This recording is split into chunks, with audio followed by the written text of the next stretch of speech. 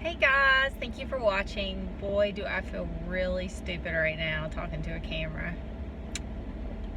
Very stupid. Anyway, I've had a lot of people ask me about macros and how you calculate them. What are they exactly? And just what the whole hype is about. Well, what are macros? I've had people say micros. What are micros? Or what are Marcos? What are macros? It's called macros. Basically, macros are in everything that you eat. Anything that you eat, any type of food has macros in it. Your macros are your macronutrients that consist of fats, protein, and carbs. Depending on what you want to do with your body, whether that be cutting or losing weight, or excess fat, bulking to gain weight, or to build muscle, or to maintain. So depending on what exactly you want to do depends on what your macros will be. It is a scientifically proven algorithm that has been shown to be effective and sustainable. It basically teaches you a good relationship with food. Too many people have said, well, what about your carbs? Are you on low carbs? No. This girl needs carbs. I love my carbs. I have to live off my carbs. I actually get 180 grams of carbs a day. Depending on your gender, your activity level at the gym, or if you run or whatever, and then your activity level at work.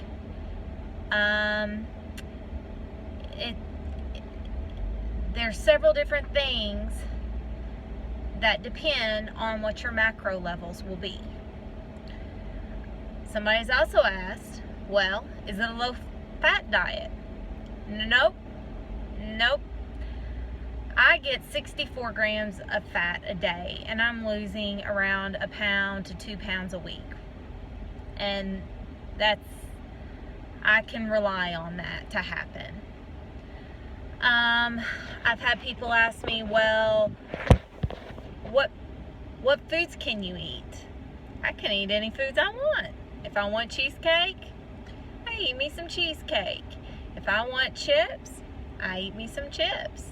It's about balance. So let's say I eat a piece of cheesecake or a half piece of cheesecake, and it takes a lot of my fat and my carbs for the day.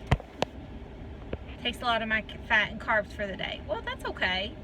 Then I would just need to adjust the rest of my day, because with that higher fat and higher carb intake, my protein level's probably not matched up with the amount of carbs and fat I've eaten. So I'm probably going to need to eat a little. My next meal, I'm going to have to eat something a little higher in protein but lower in fat and carbs. So it's just about balance. I've been asked, do you count calories? No, I do not count calories. Based off my macros, the calories level out themselves, because per gram of fat is 9 calories. Per gram of protein and carbs, I believe it's 4 calories. So it all levels out. But I don't count my calories. I count my protein, fat, and carbs, which level it out. And the reason you just don't count calories, is because you can eat, let's say you're allotted to lose weight 1,700 calories. You can eat 1,700 calories in carbohydrates, but be really low on your protein and your fats. If you don't have that balance there, then you're loading up on carbs, which then you're going to store fat. So what this does is it helps you be able to balance out everything so you can enjoy the food you want and not feel bad about it because you're keeping track of it. And as long as you hit your numbers for the day, then you have nothing to worry about. A fat's a fat, a protein is a protein, and a carb is a carb, regardless of where you get it from. So just keep that in mind. So the best thing I can tell you to do is, as far as where do I get my macros? Well, there is hundreds of macro calculators on the internet. You can get them pretty much anywhere. You Google it, you get a ton of calculators. You're gonna have some websites that try to sell you plans. There's tons of stuff out there with macros. Personally, for me and what I've used, if you want to know what I use the I use IIFYM if it fits your macros. I go to their website, which is www.iifym.com, and I go to their IIFYM calculator. I plug in my information, you know, my gender, my height, my weight, my activity level, etc., and I plug in all that information. Once I plug in that information, it generates macros for me, and then I go by those macros. I have lost 26 pounds, and I have not had to change my macros yet. I actually had to bump up my carbs because I was only eating 160 grams of carbs a day, and my body wasn't responding there for a week or two, and I wasn't seeing any progress. So I had to bump up my carbs because of all the cardio and the weightlifting and stuff that I'm doing. I'm burning so many calories that my body was actually holding on to whatever it could hold on to because it thought it was starving. So this keeps you, one, from eating too much of one of the three macro nutrients. Two, it keeps you keeps you from plateauing. And three, it kind of helps guide where you go from here. Your macros, depending on, you might have to adjust your macros a little bit, but that's just gonna you're just gonna have to play with it. The numbers that you get off off the macro calculators will give you a pretty good indicator of what you need to eat number wise. But if you're like me, I was eating, it generated for me like 160 grams of carbs, and my body was just like, you need more carbs, you have to have more carbs. So I bumped it up 10 grams, and then I saw how my body did. And then after a week or so, I saw my body starting to respond again. But I still felt like I wasn't getting the carbs I needed because of all the intensity that I was doing. So I bumped up my carbs a little more. So I bumped it up another 10, and I was good. You shouldn't have to dramatically move it around. But let's say, for instance, the protein. I've had some people tell me, you know, gosh, that's so much protein. I feel like I can't eat it all. I'm having a really hard time getting my protein in. Well, if you can't really get your protein in, kind of reevaluate how much protein is in your numbers. If it's given, like I eat 119 grams of protein a day. I have no problem consuming the amount of protein I'm supposed to eat in a day. But for somebody else that is not much of a meat eater, they have a harder time eating that. So you just do the best you can. You just try to meet those numbers as close as you can. They typically stay within 5 grams for maximum results. But you know, you listen to your body. Your body's going to tell you if it's getting too little or too much, and you just need to listen to it. You just need to listen to it and go with it. And just see week by week where you're at. Your body will start to respond fairly quickly. Within the first week, I dropped, which most of it was water weight. Well, yeah. I dropped around 5-6 pounds I mean, I dropped it really, really quickly. And then after that, I started to lose, and then I was losing like 4 pounds or 2 pounds the next week, or 4 pounds the next week. And then it scaled down to like 2 to 1 pound a week. But I'm staying consistent with it. I'm like 12 weeks in. I feel great. I'm not foggy headed. I don't feel bad. I'm not tired. I'm not ever hungry at all, because I eat all the time. That is the thing with macros, is you eat constantly.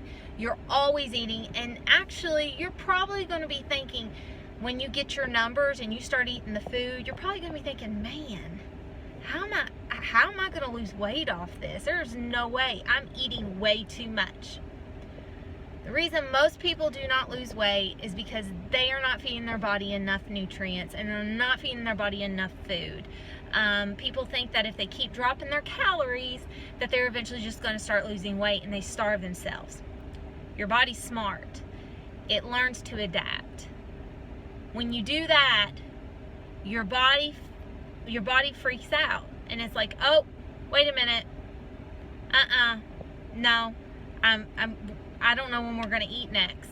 So what it does is it holds on to every bit of food and everything you've eaten, any type of fat stores you have already, it's going to hold on to that.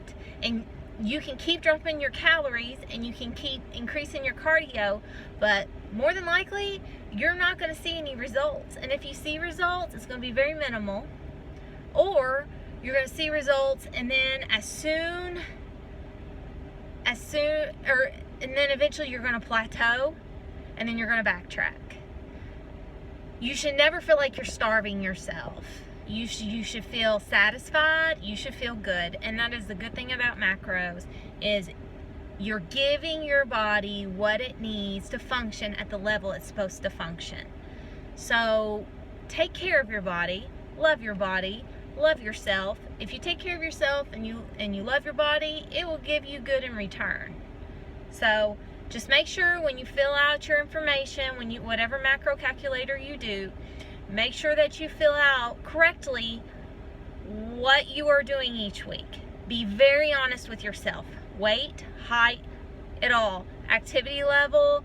It's better to kind of lean on the conservative side, just because if you're not gun-ho doing 5 days a week gym, an hour a day or whatever, don't put that thinking, oh, I'll do that. No, because you're going to get a bunch of calories that you don't need, and you're not going to see any results. The way I personally would do it if it were me is I would start conservative, doing what I typically do now and what is manageable for my lifestyle. And then I plug in those numbers, and then I start hitting the gym or whatever you're going to do. And then after a couple of weeks and I'm consistent with it, then I can bump up my macros. But don't do it until you know you're going to stick with it. Just so you all know, what you're probably wondering what my macros are, do not go by my macros, because they are not accurate for you. It's very customized. But just to give you an idea, now I work out 5 days a week for an hour to an hour and a half a day.